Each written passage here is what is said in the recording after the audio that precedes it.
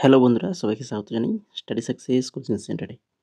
বন্ধুরা, আজকে ক্লাস শুরু করার আগে কিছু কথা তোমাদেরকে বলে দিই। তোমরা ইতিমধ্যে হয়তো এই নোটিশটা আমাদের টেলিগ্রাম চ্যানেলে দেখে নিয়েছো। তো এই নোটিশে কি বলা রয়েছে, তো সেটা নিয়ে আগে একটু কথা বলে দিই, তারপরে ক্লাসটা চালু করছি। এখানে বলা রয়েছে যে এতদিন তো আমরা জানতাম যে কি এসএসসির যে সকল এক্সামগুলো হবে, ধরো কোনো একটা এক্সাম চলছে, ধরো সিজিএল এক্সাম চলছে, তো সেই সিজিএল এক্সামে যে শিফট ওয়াইজ যে কোশ্চেনগুলো আসে, তো সেই কোশ্চেনগুলো অ্যানালাইসিস করা যাবে না, সেটা ব্যান ছিল, এটা ছিল।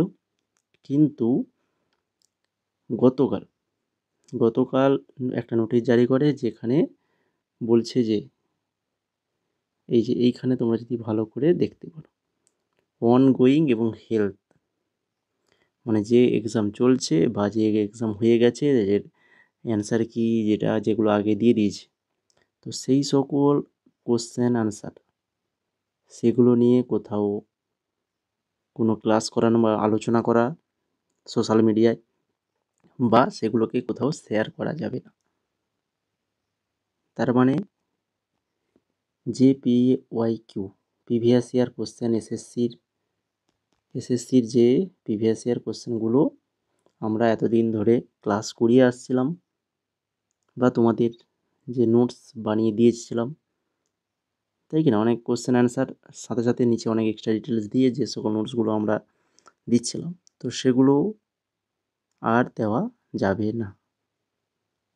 তো আমরা যা কিছু প্রিভিয়াস ইয়ার ক্লাস করিয়েছি, 50খানা ক্লাস হয়ে গেছে, তো এরপরে কিন্তু আর কোনো প্রিভিয়াস ইয়ার কোশ্চেন যে আর বাকি যে শিফটগুলো রয়েছে, সেগুলো কিন্তু আমরা আলোচনা করতে পারবো না।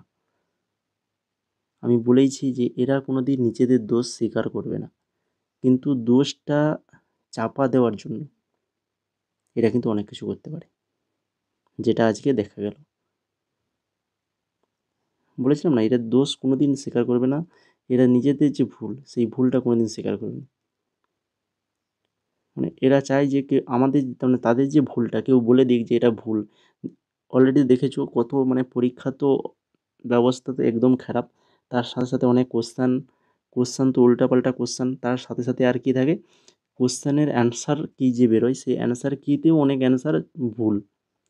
তো সেই যে অ্যান্সার কি ভুল, তো সেগুলো ভুল যাতে না কেউ বলতে পারে যে এই কোশ্চেনের এই অ্যান্সারটা ভুল রয়েছে, এটা ভুল রয়েছে, তো এগুলো যাতে না ভুল মানে বলতে পারে, তার জন্য এই ব্যবস্থা, তাই কি না।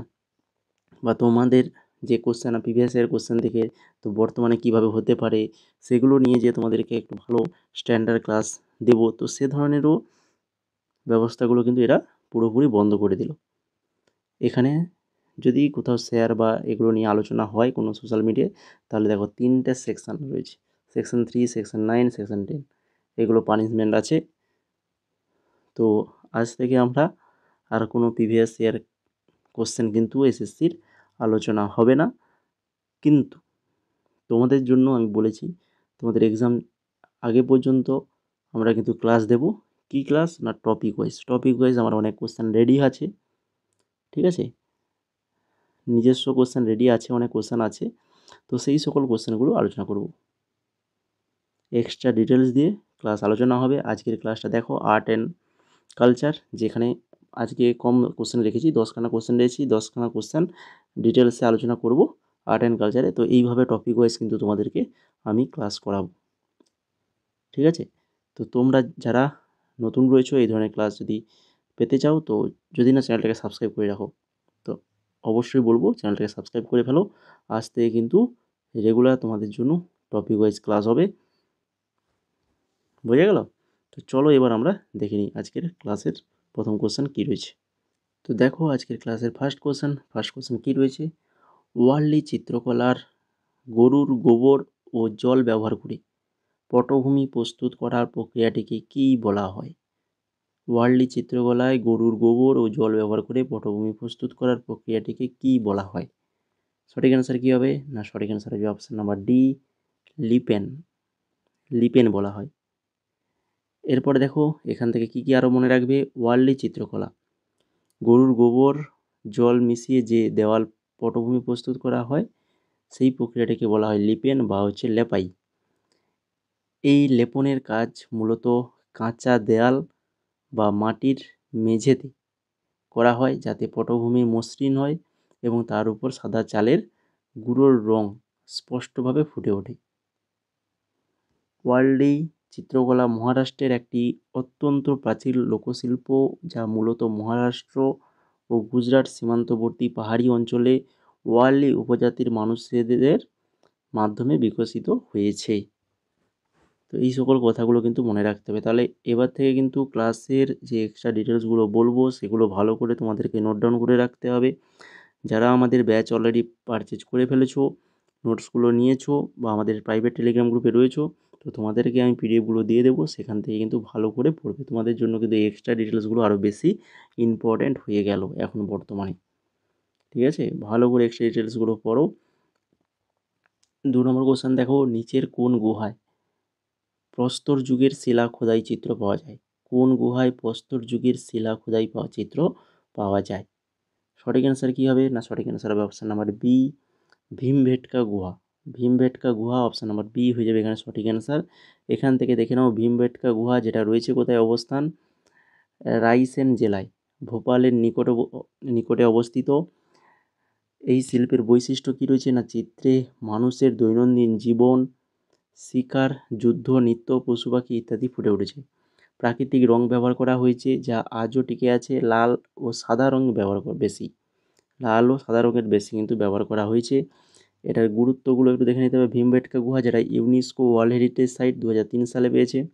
এটি ভারতের প্রাচীনতম শিলা চিত্রকলা ও মানব সভ্যতার গুরুত্বপূর্ণ নিদর্শন। আর ভীমবেটকার নাম মহাভারতে ভীমের সঙ্গে যুক্ত বলা হয়, যে ভীম এখানে বিশ্রাম নিয়েছিল, ভীমের সঙ্গে যুক্ত। তো এইগুলো মনে রাখতে হবে। তারপরে দেখো 3 নম্বর কোশ্চেন, বৈদিক স্তোত্র বৈদিক স্তোত্র পাঠের মধ্যে কোন ঐতিহ্যবাহী পদ্ধতিটি সবচেয়ে জটিল ও বিস্তৃত হিসাবে বিবেচিত? বৈদিক স্তোত্র পাঠের মধ্যে কোন ঐতিহ্যবাহী পদ্ধতিটি সবচেয়ে জটিল ও বিস্তৃত হিসাবে বিবেচিত? তো সেটা হচ্ছে ঘনপাঠ। ঘনপাঠ হয়ে যাবে এখানে সঠিক অ্যান্সার। তো বৈদিক স্তোত্র পাঠের মোট 11টা ধারা আছে, 11টা। প্রথম 3টে যেটা আছে সংহিতা, পদ, ক্রম, যেগুলো সহজ এবং মৌলিক স্তর। তারপরে পরের 4টা জটা, মালা, শিখা, রেখা, এগুলো হচ্ছে মাঝারি। আর শেষ 4টা ধ্বজা, দণ্ড, রথ আর হচ্ছে ঘন, এগুলো হচ্ছে অত্যন্ত জটিল স্তর। এই ঘন পাঠটা কিন্তু সবচেয়ে জটিল এবং বিস্তৃত। বোঝা গেল? মোট 11টা পাঠ রয়েছে। এরপরে দেখো 4 নম্বর, ভারতের উত্তরাখণ্ডে অবস্থিত যোগেশ্বর মন্দির কমপ্লেক্সের শিখরগুলিতে কী ধরনের স্থাপত্যশৈলী দেখা যায়? কী ধরনের স্থাপত্যশৈলী? না, সঠিক অ্যান্সার হবে অপশন নাম্বার ডি, বক্ররেখাযুক্ত শিখর। বক্ররেখাযুক্ত শিখর। উত্তরাখণ্ডের যোগেশ্বর মন্দির কমপ্লেক্সগুলি তাদের নাগারা শৈলী, এইটা অবশ্যই মনে রাখো, তাদের নাগারা শৈলী স্থাপত্যের জন্য বিখ্যাত, যা বক্র রেখীয় শিখর দ্বারা চিহ্নিত। এই মন্দিরগুলির শিখরের শীর্ষে প্রায়শই একটা আমলক অর্থাৎ গোলাকার চাকতির মতো কাঠামো থাকে, যা ঐশ্বরিক শক্তি এবং সুরক্ষার প্রতীক। মন্দির কমপ্লেক্সগুলিতে ভগবান শিবের উদ্দেশ্যে নিবেদিত 100টিরও বেশি ছোট এবং বড় মন্দির রয়েছে, যা এই অঞ্চলের ধর্মীয় তাৎপর্য প্রতিফলিত করে। এরপরে দেখো 5 নম্বর, পিঠোরা শিল্পকর্ম। পিঠোরা শিল্পকর্ম মূলত কারা আঁকে? পিঠোরা শিল্পকর্ম কারা আঁকে? না, হচ্ছে লাখারারা আঁকে। পিঠোরা চিত্রকলা ভিল ও রাটোয়া সম্প্রদায়ের লোকশিল্প, যেটা গুজরাট, মধ্যপ্রদেশের। এই চিত্র আঁকার দায়িত্ব থাকে হচ্ছে বিশেষ শিল্পী সম্প্রদায়ের উপর, যাদের বলা হয় কি লাখারা। এখানে যে উপাদানগুলো ব্যবহার করা হয় সেগুলো হচ্ছে প্রাকৃতিক রং, গরুর গোবর আর চুন। পিঠোরা যারা আঁকে তাদেরকে লাখারা। মধুবনী মৈথিলি নারীরা আঁকে। ওয়ার্লি আদিবাসী। পটচিত্র যেটা চিত্রকর সম্প্রদায়। ফর যোশী পরিবার। আর কালমকারী অন্ধ্র বা তেলেঙ্গানার চিত্রকররা আঁকে থাকে। এরপর দেখো 6 নম্বর, আন্দামান দ্বীপপুঞ্জে তাদের বাড়িকে কোন নামে ডাকে? জারোয়া জনগোষ্ঠী। জারোয়া জনগোষ্ঠী তাদের বাড়িকে কোন নামে ডাকে আন্দামান দ্বীপপুঞ্জে? সঠিক অ্যান্সার হবে ছাড্ডা। ছাড্ডা বলে ডাকে। জারোয়া। জারোয়া আন্দামান দ্বীপপুঞ্জের অন্যতম আদিম উপজাতি, মনে রাখো। জারোয়া উপজাতি আন্দামানের, আন্দামান দ্বীপপুঞ্জ। এরা তাদের বাড়ি বা আশ্রয়কে বলে ছাড্ডা বা চাড্ডা। ভাষা কি না হচ্ছে অস্ট্রো এশিয়াটিক পরিবারের প্রভাবযুক্ত ভাষা। বহির্বিশ্বের সংস্পর্শ এড়িয়ে চলে, তাই এদেরকে বলা হয় আইসোলেট ট্রাইব বলা হয়, আইসোলেট ট্রাইব। এরপরে দেখো 7 নম্বর, সঙ্গম সাহিত্যের আকম বিষয় কোন জীবনের দিকটি অন্বেষণ করা হয়? সঙ্গম সাহিত্যের আকম বিষয় কোন জীবনের দিকটি অন্বেষণ করা হয়? সঠিক অ্যান্সার অপশান নাম্বার ডি, প্রেম। প্রেম হয়ে যাবে এখানে সঠিক আনসার। সঙ্গম সাহিত্য প্রাচীন তামিল সাহিত্যের গুরুত্বপূর্ণ অংশ। খ্রিস্টপূর্ব 300 থেকে খ্রিস্টপূর্ব 300 থেকে খ্রিস্টীয় 300 অব্দ পর্যন্ত এটি প্রধানত দুভাগে বিভক্ত। কটা ভাগ রয়েছে? দুটো, একটা আকম আর একটা হচ্ছে পুরম। আকমটা হচ্ছে অভ্যন্তরীণ জীবনচর্চা, যেমন প্রেম, সম্পর্ক, ব্যক্তিগত আবেগ, দুঃখ, সুখ ইত্যাদি। প্রাকৃতিক ও ভৌগোলিক পরিবেশের সঙ্গে প্রেম জীবনের উপমা দেওয়া হয়েছে। আর পুরম যেটা হচ্ছে বাহ্যিক জীবনচর্চা। আকমটা অভ্যন্তরীণ, পুরমটা হচ্ছে বাহ্যিক, যেখানে বীরত্ব, যুদ্ধ, রাজনীতি, দানশীলতা, সমাজ জীবন এগুলো রয়েছে। এরপরে দেখো 8 নম্বর, গণ্ডশিল্পে স্থানীয়ভাবে ব্যবহৃত হাতে তৈরি ব্রাশকে কি বলা হয়? গণ্ডশিল্পে স্থানীয়ভাবে ব্যবহৃত হাতে তৈরি ব্রাশ, সেই ব্রাশকে কি বলা হয়? কুচি বলা হয়, কুচি। কুচি বলা হয়। গণ্ডশিল্প যেটা মধ্যপ্রদেশ, ছত্তিশগড়, মহারাষ্ট্র অঞ্চলে গুঁড় উপজাতি ঐতিহ্যবাহী চিত্রশিল্প।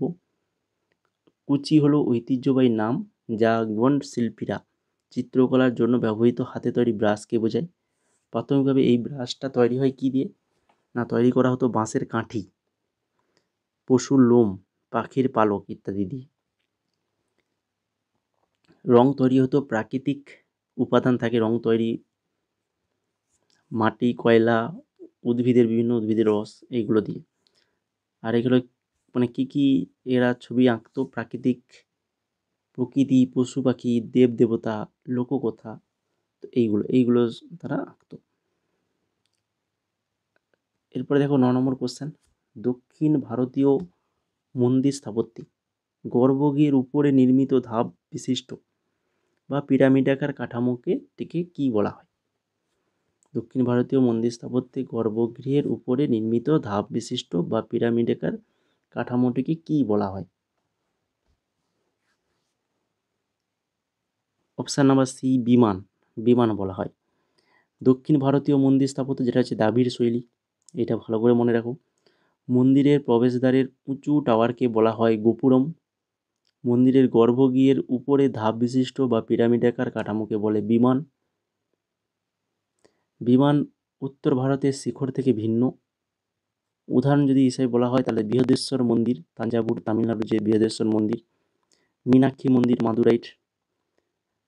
আর এখানে দেখো শিখর যেটা উত্তর ভারত, বিমান হচ্ছে দক্ষিণ ভারত, আর গোপুরম যেটা শুধু দক্ষিণ ভারতে, বৃহৎ প্রবেশ টাওয়ার যেটাকে গোপুরম। আর খাজুরাও মন্দির যেটা নাগারা শৈলী, আর বৃহদেশ্বর হচ্ছে দ্রাবিড় শৈলী। এই দুটো মনে রাখো। তারপরে দেখো 10 নম্বর কোশ্চেন, আজকে ক্লাসের শেষ কোশ্চেন। আজকে 10খানা কোশ্চেন আলোচনা করবো বলেছি, 10খানা কোশ্চেন কিন্তু বিস্তারিতভাবে আলোচনা করছি। তোমাদের যদি ক্লাসটা ভালো লেগে থাকে তো অবশ্যই বলবো ক্লাসটা লাইক করে দাও। এই ধরনের ক্লাস কিন্তু পরবর্তীতে তোমরা পাবে যদি লাইক, কমেন্ট, সাবস্ক্রাইব যদি থাকে। এইভাবে কিন্তু ক্লাস চলবে, প্রিভিয়াস ইয়ার ক্লাস বন্ধ থাকবে। প্রিভিয়াস ইয়ারের কোশ্চেন কিন্তু আর ক্লাস ইউটিউবে আলোচনা হবে না, ঠিক আছে? তো যারা নিয়েছো প্রিভিয়াস ইয়ার কোশ্চেন ভালো করে ওইগুলো পড়ে যাও। ওগুলো নিয়ে আর আলোচনা কোনো শেয়ার হবে না, যেহেতু বলেছে ব্যান করে দিয়েছে, তো কিছু করবার নেই আমাদের, তাদের উপরে তো আমরা কিছু বলতে পারবো না। তো এরপরে এইভাবে টপিক ওয়াইজ কিন্তু ক্লাস চলবে, ঠিক আছে? তো ইম্পর্টেন্ট ক্লাস যেগুলো এক্সামে আসতে পারে সেই ধরনের ক্লাসই তোমাদেরকে করানো হবে। আর অবশ্যই এখান থেকে কিন্তু কোশ্চেন তোমরা অবশ্যই কমন পাবে যদি তোমরা ঠিকঠাক করে পড়াশোনাটা করো। যেভাবে কোশ্চেনগুলো দিচ্ছি কোশ্চেনের সাথে সাথে যে এক্সট্রা ডিটেলসগুলো ওইগুলো একটু ভালো করে দিয়ে পড়াশোনা করো, তো অবশ্যই প্রত্যেকটা কোশ্চেন তোমরা কিন্তু এক্সামে কমন পাবে। ঠিক আছে? তো দেখো 10 নম্বর কোশ্চেন কী রয়েছে, 2025 সালে মে থেকে নভেম্বর পর্যন্ত আয়োজিত ভ্যানিস আর্কিটেকচার বিয়েনারির মূল প্রতিপাদ্য বা থিম কী? ভ্যানিস আর্কিটেকচার বিয়েনারির মূল থিমটা কী ছিল? সঠিক অ্যান্সার অপশান নাম্বার এ, বুদ্ধিমত্তা প্রাকৃতিক কৃত্রিম সমষ্টিগত। এটা 2025 সালে মে থেকে নভেম্বর পর্যন্ত অনুষ্ঠিত 59তম ভেনিস আর্কিটেকচার বিয়েনারির মূল প্রতিপাদ্য থিম ছিল ইন্টেলিজেন্স, ন্যাচারাল, আর্টিফিশিয়াল, কালেকটিভ, অর্থাৎ প্রকৃতি, প্রযুক্তি এবং মানুষের মিলিত বুদ্ধিমত্তা একসাথে স্থাপত্যের ভবিষ্যৎ নির্ধারণ করবে। এটাই হলো কেন্দ্রীয় প্রতিপাদ্য। বোঝা গেল? মূল থিম হচ্ছে এটাই। তো এই ছিল মোট আজকের 10খানা কোশ্চেন। আশা করি তোমরা সবাই ক্লাসটাকে লাইক করে ফেলেছো বা চ্যানেলটাকে সাবস্ক্রাইব করে ফেলেছো। আর যদি করে থাকো তাহলে এবার তোমাদের কাজ হচ্ছে টেলিগ্রামে জয়েন করা। এখানে আমরা সমস্ত কিছু আপডেট, তোমাদের আরআরবি গ্রুপ ডির এক্সাম ডেট পাবলিশ হয়ে গেছে, সেটাও আমরা টেলিগ্রামে দিয়ে দিয়েছি। যে নোটিশটা এসএসসি দিয়েছে সেটাও আমাদের টেলিগ্রামে দেওয়া হয়েছে। তো এই ধরনের এক্সাম ডেটের আপডেট তোমরা পেয়ে যাবে আমাদের টেলিগ্রামে। বিভিন্ন নতুন নতুন জব রিলেটেড আপডেট সেগুলোও পেয়ে যাবে টেলিগ্রামে। এবং ইম্পর্টেন্ট নোটস, সে ফ্রি যদি নোটস পেতে চাও তো অবশ্যই আমাদের এই টেলিগ্রামে জয়েন করে যাও। এখানে ফ্রি নোটস দেওয়া হয়, সমস্ত কিছু আপডেট, ক্লাসের আপডেট সমস্ত কিছু পেয়ে যাবে এখানে। ঠিক আছে? তো আজকের ক্লাসটা এই পর্যন্তই। তো সবাইকে অসংখ্য অসংখ্য ধন্যবাদ ক্লাসটিকে শেষ পর্যন্ত দেখার জন্য।